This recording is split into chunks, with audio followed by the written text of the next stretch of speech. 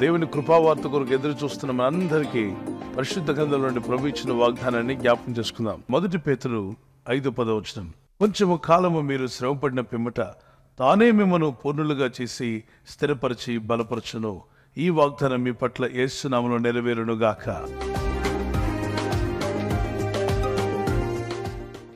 ఆయన మిమ్మల్ని ఏం చేస్తున్నాడు?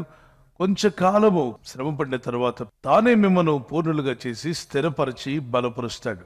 రోజులు ఒకే విధంగా ఉండకపోవచ్చు. ఒకరోజు బాగుంటే ఒకరోజు తుఫాన్ రావచ్చు.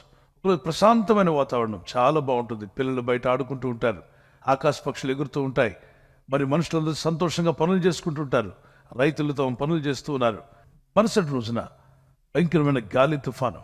అన్ని రోజులు ఒకే విధంగా ఉండవు కనుక మనం అన్నిటికీ సిద్ధపడి ఉండాలి.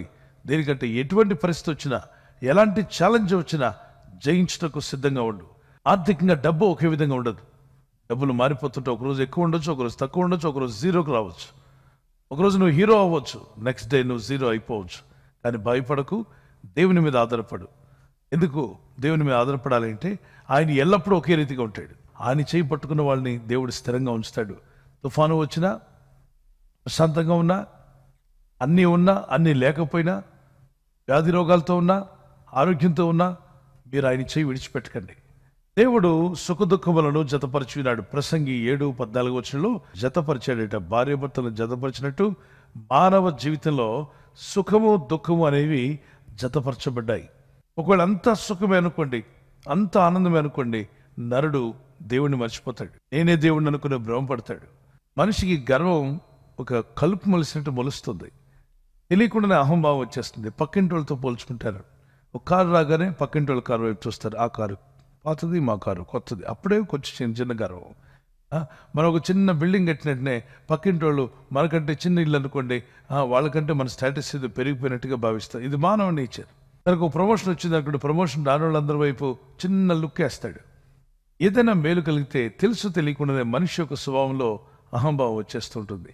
ముందుగా ఆరోగ్యం మెరుగుపడి హాస్పిటల్లో బయటపడ్డారా, అదేదో నా అదృష్టం, నా చేతి రేఖ ఇక్కడేదో రేఖలా వెళ్ళి ఇటు తిరిగింది కాబట్టి నేను త్వరగా కోలుకున్నాను, మిగిలిన రేఖలన్నీ అటు వెళ్ళిపోయి నా రేఖ బాగా కలిసి వచ్చిందంటావా?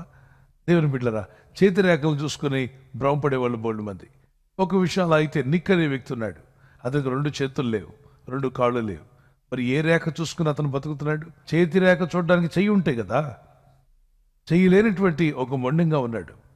అతను ఏ రేఖ చూశాడు? చనిపోవాలనుకున్నాడు. అసలు నీకు చనిపోవాలనుకుంటూ వెళ్తుండగా వాళ్ళ అమ్మ చెప్పింది, నాన్న ఇలా ఉంటూ కూడా నువ్వు దేవుడు నిన్ను వాడుకుంటాడు. ఎలా వాడుకుంటాడమ్మా అంటే, నీ జీవితాన్ని ఆయన చేతుల్లో పెట్టుకో. నాకు చేతులు లేవని ఏడుస్తావే, నాకు కాళ్ళు లేవని ఏడుస్తావే, ఈ సృష్టికర్తకు అన్నీ ఉన్నాయి. ఆయన చేతుల్లో నువ్వు ఉన్నావు అనుకో, ఆయన మహిమ కొరకు నిన్ను వాడుకుంటాడు. నా మాట నమ్ము అని యోహాను సువార్త ఇచ్చిందట.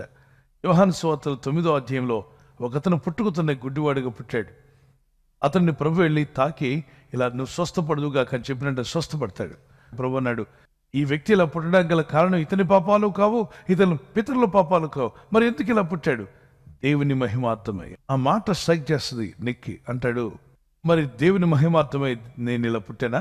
అయితే దేవా నన్ను ఎలా వాడుకుంటావు వాడుకో అని అలా ప్రేర్ చేస్తుంటే ఒక్కసారిగా మనసులోని విచారము, దుఃఖము, ఆందోళన, భయము, నిరుత్సాహము, డిప్రెషన్ అలా ఎగిరిపోయిందట. ఎన్ని దేశాల్లో వాడబడ్డాడు మీకు తెలుసా? మీరు వెళ్ళలేని అన్ని దేశాలకు వెళ్ళాడు. వీళ్ళు అన్ని దేశాల్లో అతను చెప్పిన మాటలు వినడానికి university, college, school students, college students అందరూ వచ్చి ఏడ్చి కన్నీళ్లతో, నాకు కాళ్ళున్నాయి, చేతులున్నాయి, అయినా కూడా నేను ఎందుకు చనిపోవాలనుకున్నాను? ఇతను కాళ్ళు చేతులు లేని వాడిని దేవుడు వాడుకుంటే నన్ను ఎందుకు వాడుకోలేడు అనే నిరీక్షణ అందరిలో పోశాడు. అతను చెప్పిన మాటలు అనేకులకు నిరీక్షణ కలిగించాయి. అతను బ్రతికి అనేకులను బ్రతికించాడు. అతను జీవిస్తూ అనేకులు జీవింపజేయడానికి దేవుడు అతనికి శక్తినిచ్చాడు. మన ఇండియా కూడా వచ్చాడు, వీధుల్లో కూడా తిరిగాడు. మరి నడవలేడు, కానీ ఎక్కడ నిలబడితే అక్కడ ప్రసంగం చేస్తాడు. యేసయ్యను ఘనపరుస్తాడు, ప్రభు గురించి మాట్లాడతాడు, నోటితోనే రాస్తాడు. తన వంట పనులు కావచ్చు, తను చేసే ప్రతి పని కూడా అధికారుల మధ్యలో నిలబెట్టుకున్నాడు దేవుడు. దేశాధిపతులు నిలబడ్డారు అతని ముందు. ప్రభు నిన్ను దీవించగలడు అని నమ్మితే గట్టిగా దేవుని స్తోత్రం చేయగలరా? Praise the Lord. ఒక కీర్తన పాడుకుందాం. కృప ఆకాశము కంటే ఎత్తైనది, నీ ప్రేమ సాగరము కంటే లోతైనది. నీ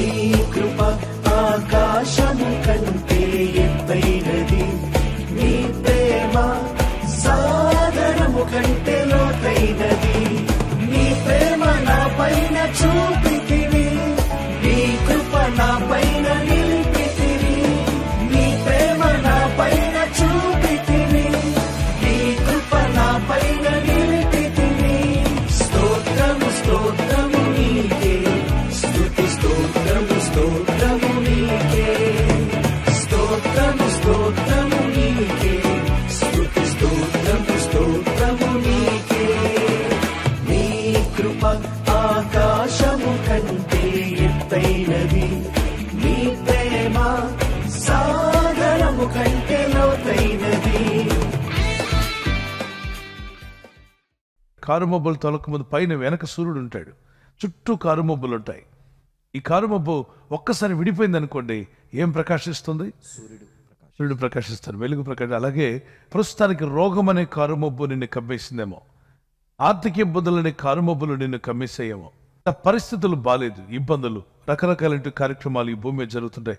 నీ చుట్టూ నీ సమస్య అనే కారుమబ్బు నీ చుట్టూ కప్పేసింది. ఆ కారుమబ్బులో నేను భయపడకు, దాని వెనక నీతి సూడని యేసు ఉన్నాడు, నీ మీదే ప్రకాశిస్తున్నాడు. ప్రార్థన చేసుకుందాం. ప్రభా, నీ చేయి పట్టుకుని నడిచే కృప నాక్యమన్న వారు మీ చేతులను పైకెత్తగలరా?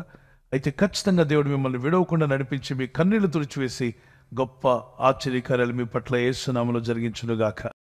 Close our eyes and pray. Father, you are the same yesterday, today and forever. అవును ప్రభా, నీ నామములో ప్రార్థిస్తుండగా నీ ప్రజలను దర్శించండి. ఈ వాగ్దానం పట్టుకుని ప్రార్థించడానికి సహాయం దయచేయండి. నీ కనికరం చొప్పునైనా నా దేవుడు మార్పు లేనివాడు, ఆయన నిన్న నేడు నిరంతరం ఏకరీతిగా ఉన్నాడని నీ వాగ్దానం పట్టుకుని మొరపెట్టి కృపను నీ ప్రజలకు దయచేయండి. బలపరచము, దీవించము, ఆశీర్వదించము. రాబోయే దినాల్లో ప్రభా మరింతగా నీలో వర్ధిల్లులాగున నీ ప్రజలకు సహాయం దయచేయండి. ఈ లోకం ఇవ్వలేనటువంటి శాంతితో మా హృదయాలు నింపండి. ఈ రోజు నీ ప్రజలు చేస్తున్న ప్రయత్నాలు ఫలింపచేయండి.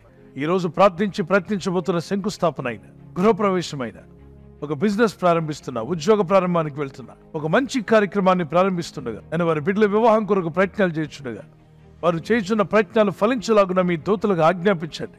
ఈ ప్రజలు రాకపోకల్లో నీ కాపుదల దయచేయమని ఆయన, ఎలాంటి ప్రమాదాలు జరగకుండా కాపాడే దూతలన్నీ ప్రజలకు తోడుగా పంపండి. నీ రాకడికి మమ్మల్ని అందరినీ సిద్ధపరిచి వహింపొందమని యేసుక్రీస్తు పరిశుద్ధ నామములో అడిగి వేడుకొంటున్న మా పరలోకపు తండ్రి, ఆమేన్.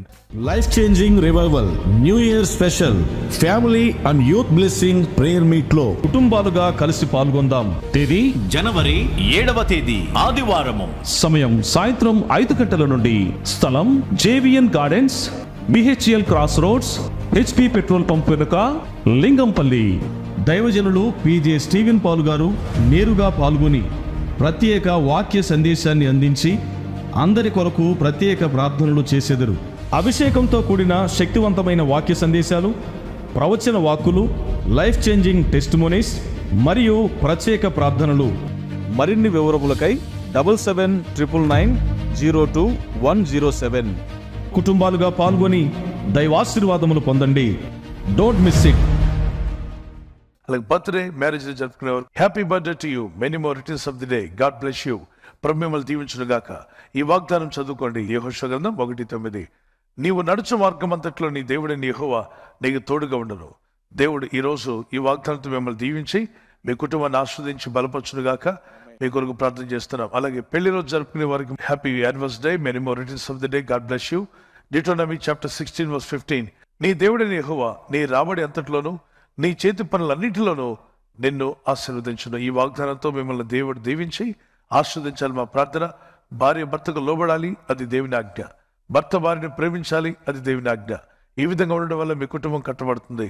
దేవుని కృపలో మీరు వర్ధిల్లి ఎన్నో యానివర్సరీలు జరుపుకునే కృప దంపతులను మీకు దేవుడు అనుగ్రహించి ఆదర్శ దంపతులుగా దేవుడు చేయనుగాక.